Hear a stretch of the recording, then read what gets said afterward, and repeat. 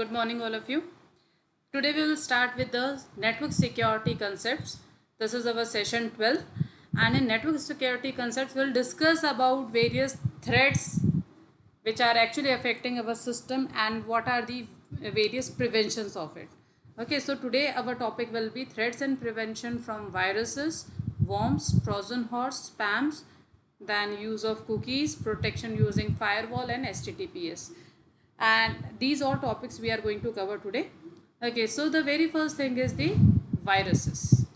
Okay, see, so many things I have taken from your book only, because so that later on you will not have problem to revise anything from your book. Okay, so when we talk about viruses, we know what is the meaning of virus. Okay, these are nothing but the programs. First of all, you have to understand that viruses are the programs. Okay, so it is given also that these are malicious programs that requires a host and is designed to make a system sick, just like a real virus. So basically they affect our system in the negative manner. Basically, maybe your system will not work properly, or it will get hang, or maybe some files will get deleted, or maybe it will not allow you to work. And that it completely depends that how the virus has been written. Okay, now broadly three types of viruses are there. The very first type of virus is file infector. So with the name only you can understand that they will be attaching with any of the program files. So it is given attach themselves to the program file. The next we are having is the boot sector viruses. See, boot sector is actually a very important area of your any of the memory device. Let it be your hard disk or your primary memory. So it is considered as one of the boot very important sector or the section of your memory. And boot sector viruses, these are those type of viruses which are actually affecting that particular area of your memory. And then next is your macro viruses. These viruses actually infect your data files, means the files which contain some data. Okay, so this is what macro viruses are doing. Okay, then some characteristics of computer viruses are given. The very first thing is, see, like how you will understand that it is a virus, right? Very first thing is it is able to replicate means duplicate itself. Suppose if any virus is there and it is self-replicated replicative virus, so in that particular case what it will do, it will multiply itself. Fine, suppose one virus, then later on it will become 2, then 4, then 16, then 64, something like that. Okay, so this is what called as, means it is going to double itself basically. Sometimes double itself or sometimes multiply itself, depends how the program has been written for that virus. Then it requires a host program as a carrier. At least it require any program, means through which it will enter in your system, right? Maybe via email, or maybe along with any of the file that you have brought from some place or you have downloaded. Then it is activated by external action. For activation it needs some external activation. Maybe suppose when we are clicking that file, then it will get activated. Or maybe it depends about the programmer who has written that virus, that how it is going to, in which particular event it is going to activate. Okay, and its replication ability is limited to the virtual system. And replication ability means its duplication will be limited to the system, means whichever system we are using. But suppose if we are taking it to the other system, then it will be spreaded to that system also. Okay, then next we are having is how computer viruses spread. This is important thing. See, when we talk about viruses, at least we should know what are the various ways through which the virus will affect our system. Okay, so it is given here. Computer viruses move from computer to computer by attaching themselves to the files or boot records or disks or diskettes. These days it is not uncommon to find them in the email attachments. See, it is very common. What you do generally, you download any game, you download any screensaver from or movie from any website. Fine, so many times the virus is also getting downloaded. Then from your system you are copying that particular game and then you are giving to your friend. So basically from your system that virus will be copied and will be given to your friend. So like this it is getting spread over from one place to the another place. It depends, like it is which type of virus. So in that manner it is actually spreading itself, and internet is considered as the hub of viruses actually. So many viruses are there, and unknowingly we are downloading some unwanted files, or we are surfing to the untrusted websites, and then we are getting so many viruses from them. So we must be careful when we are actually surfing over the internet. Plus, when we are using any external device, let it be the external hard disk or the pen drive, we must be careful that it must be scanned first, then only we should insert it in our system. Otherwise, we should not connect it. Okay, then next is damage that viruses cause. Now see, basically you must know that if a virus comes in your system, that then what type of problem you may face, or how it is going to affect your system. The very first thing is it can destroy file allocation table fat. See, this is you can say this fat is nothing but a sort of index of your memory device. Okay, if index is not there, index page is not there, basically it contains the information of the various files which is stored in your system. Okay, so if fat is destroyed, then you will be not able to search your other files, that where these all files are stored. Then next is it create a bad sectors on the disk. Means if it is corrupting your disk, in that particular case you will be not able to uh, store the data in that particular corrupted area. So therefore we have to take care that it should not create the bad sector on the disk. Then next is it can decrease the space on the hard disk by duplicating files. See, suppose if the virus is creating it, generating itself again and again, again and again, again and again. So in that particular case, what will happen? That after some time you will be not able to, or after some time your space will be filled with those programs only, virus programs, and you will be not able to actually store your own data. So, and what you are going to do, you are going to delete those viruses, and suppose it is again and again replicating itself. So you will be not able to actually use that particular place or the device. Then it can format specific tracks on the disk or format the entire disk. We don't know what type of virus is there in the system, so it may format a part of the disk, or it may format the entire disk. Format means it will erase the data of your disk. Okay, then next is it can destroy specific executable files. Executable files are the exe file. So it may destroy any of the exe file, or it may alter the data in data files.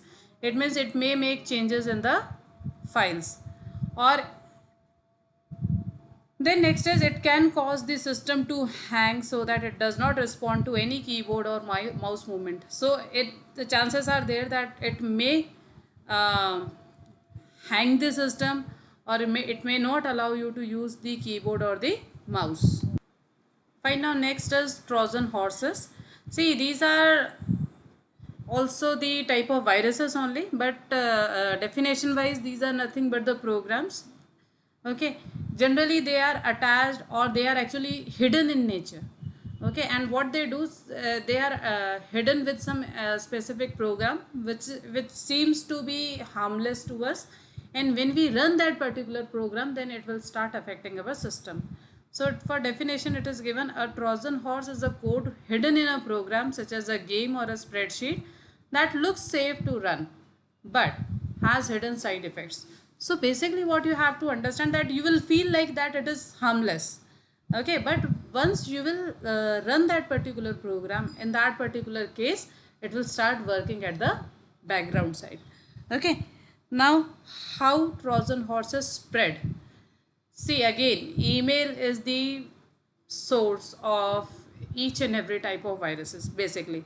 So it is also given over here.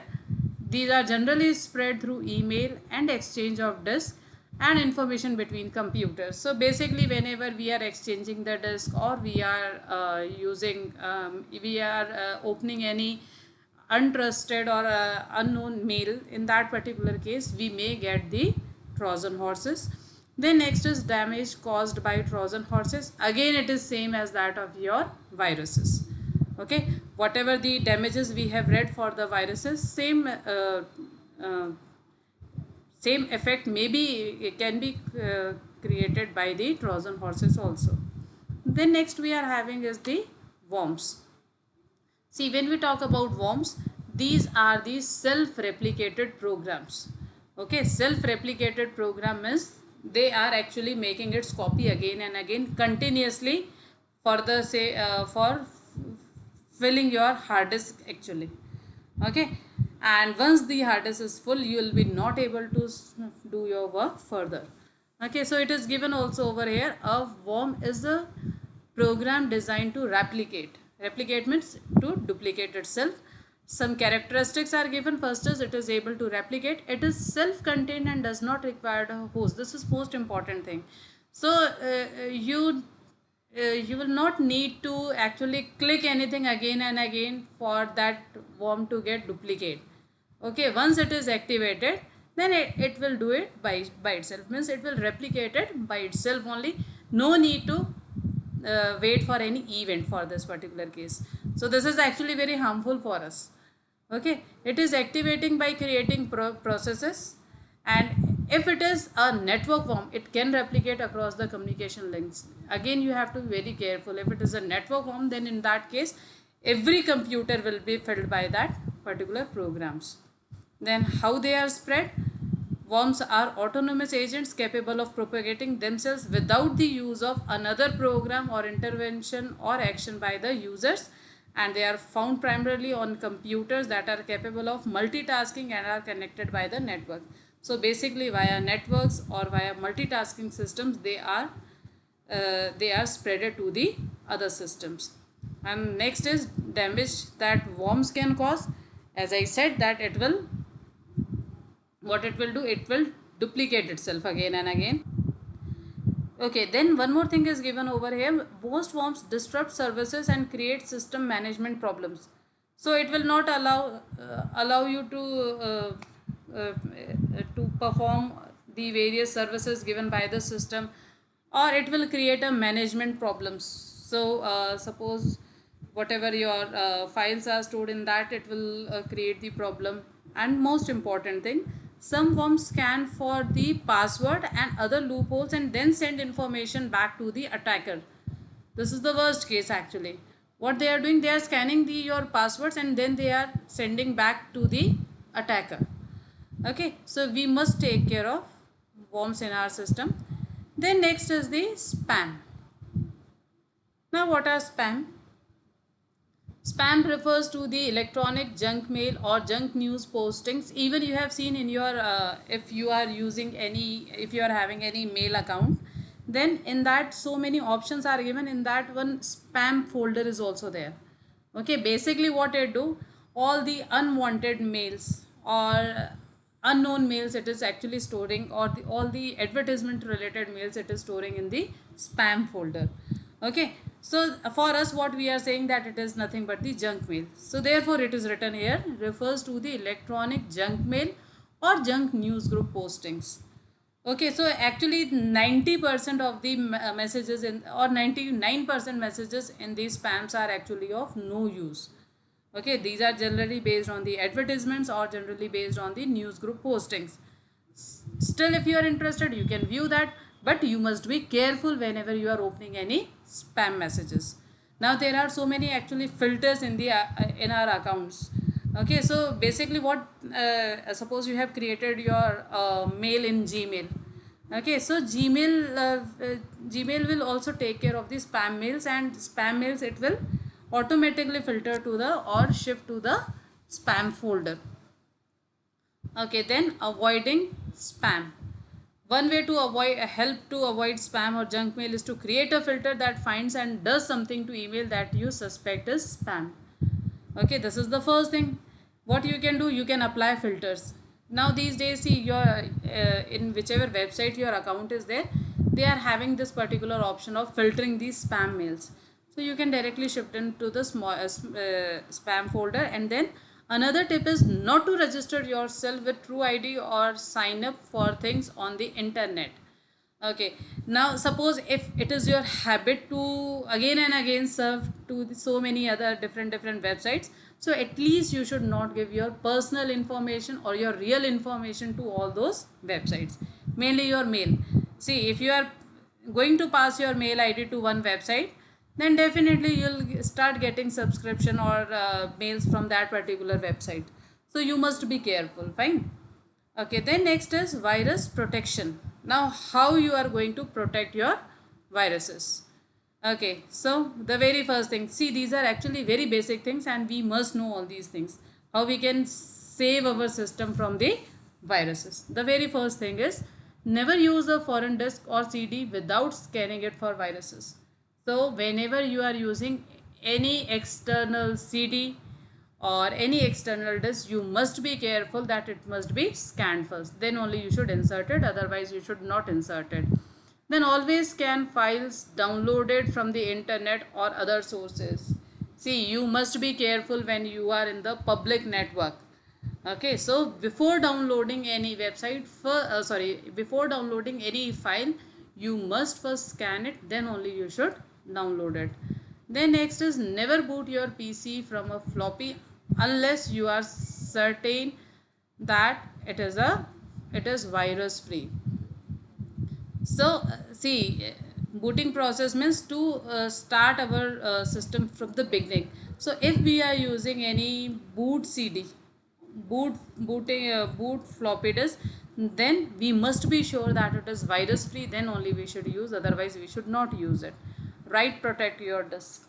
Okay, if your CD is or your disk is write protected, then any person will be not able to write in that. Okay, if it is not write protected, then anyone can write in that. So chances are there that virus will may get stored in that. Okay, then use licensed software. Again, this is very important thing, that the viruses that the software that you are using must be licensed one, not pirated one. Then password protect your PC to prevent unattended modification. Okay, see, just like your mobile phones, now you all are using so many passwords, no, with your mobile phone. In the same manner, you should password protect your laptops or your PCs also.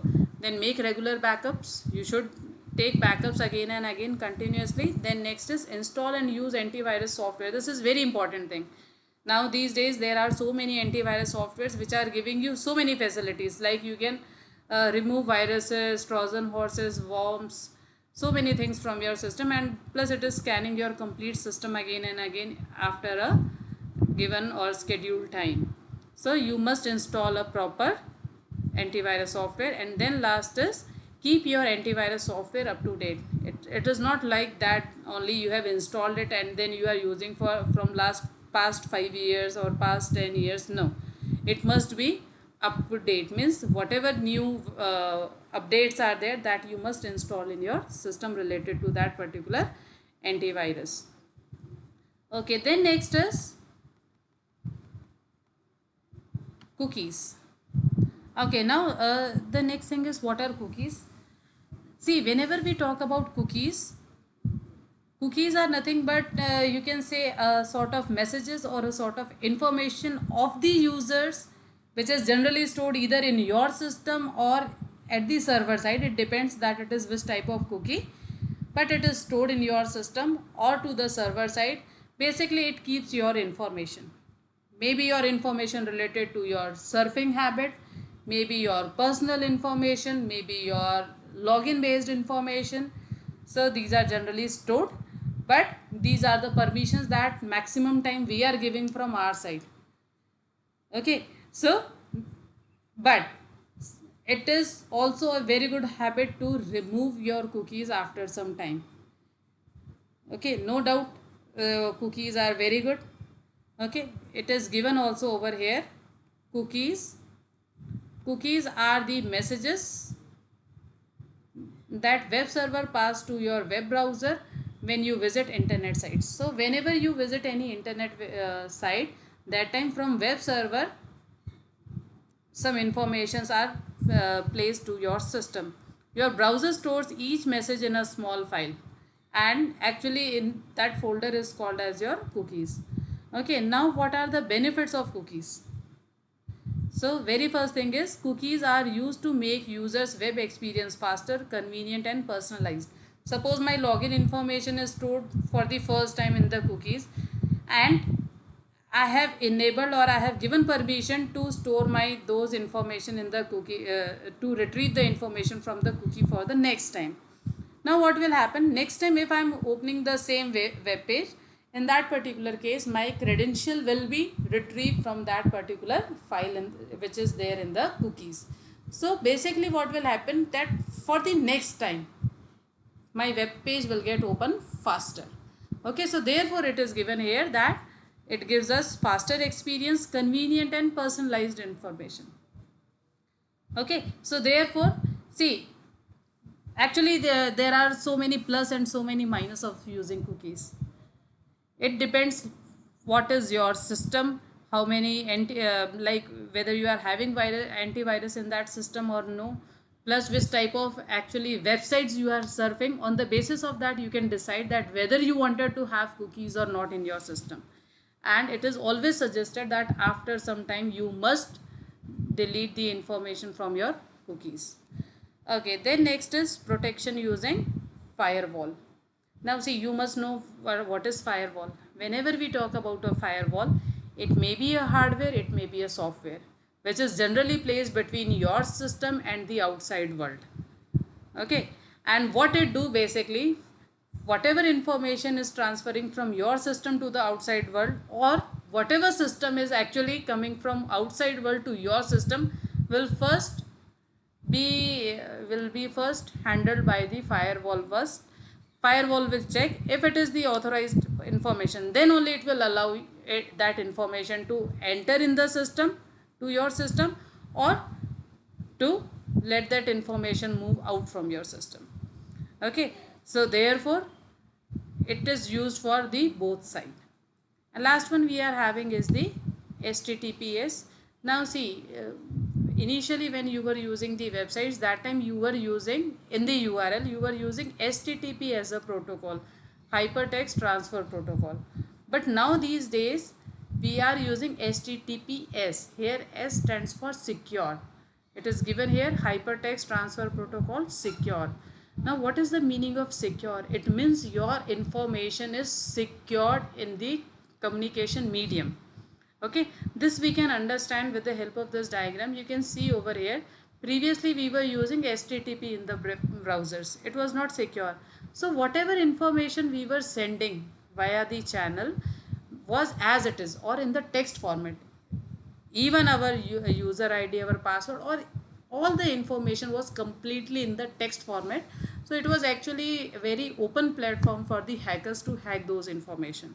Fine, you can see over here, username, hello, password, my password, and then we are sending to the web server. Web server in turn, if you are authorized, is sending you the information. Again it is in the text format. So it was very clear and very open. But now when we are using this HTTPS, in that particular case, in this particular case, now see, our information is completely encrypted. Okay, it means whatever information we are sending is not commonly open for all. If it is hacked also by mistake, then also the hacker will be not able to decode this information. Okay, similarly whatever web server is sending the information, again this is also in the encrypted manner. Therefore we are saying that it is secured. Okay, the meaning of this is that it is completely secured. Our communication is actually secured in the communication media. I hope this is very clear to you, and therefore we must use this HTTPS these days. I hope this is clear to all of you. Thank you so much.